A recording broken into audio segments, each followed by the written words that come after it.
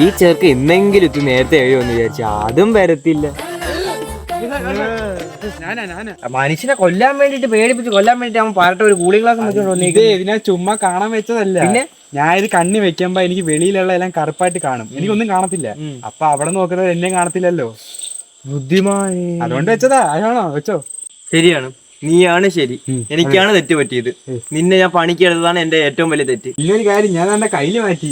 കയ്യില് പറ്റി അതെന്ത് പാന്റാക്കി? ആശാലി പറഞ്ഞത് കയ്യിലിടുമ്പോ ശബരിമലയ്ക്ക് പോകണമല്ലോണ്ടെന്ന്. ഇപ്പൊ കണ്ട ഇപ്പൊ ഒട്ടും പറയല്ലേ ശബരിമലയ്ക്ക് പോകണയാണ്. കുഴപ്പമില്ല, വാ. ഈ വീട്ടിൽ ആളില്ല ആശാനെ, ഞാൻ എല്ലാം പരിശോധിച്ചിട്ടാ വന്നത്. ഇനി നമുക്ക് ഇതിന്റെ അകത്ത് 2 ദിവസം കയറി കിടക്കുകയും പെടുക്കുകയും എന്തുവേണമെങ്കിലും ചെയ്യാം. അങ്ങനാണെങ്കിൽ വേറെ അമ്മതിച്ചിട്ടേ ഉള്ളു, വേറെ കാര്യം.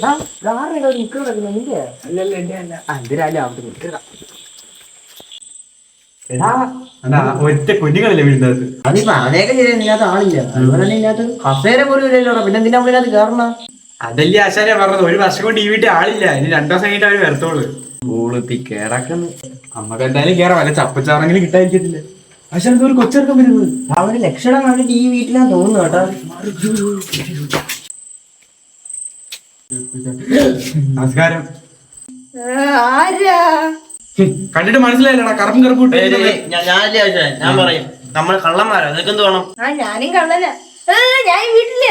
നീ വീട്ടിലായിട്ടാണ് ഈ കഥവ് കുത്തി തുറക്കാൻ നോക്കിയത്. പൊക്കി മോനെ, ഇനി ഒരു രക്ഷയില്ല. പഠിക്കാനുള്ള സമയത്ത് മോട്ടിക്കാൻ വന്നേക്കുന്നത്. അതാ അണ്ണ, ചേട്ടാ, മാമ, എനിക്ക് ഒറ്റയ്ക്ക് പേടിയായിരുന്നു. എങ്ങനെയെങ്കിലും ഒക്കെ വന്നത്. എന്നെ കൂടെ നിങ്ങളെ ഗ്യാങ്ങിൽ കൂട്ടുവണ്ണ. Perfect time. മണ്ടനെ എടുത്ത് കളയണമെന്ന് വിചാരിച്ചു. മണ്ടനാ? ഇത്ര ലുക്കുള്ള ഞാൻ മണ്ടനാ? ലുക്കിലല്ല, വക്കിലാണ് കാര്യം. മോനെ നീ വേണം മോനെ.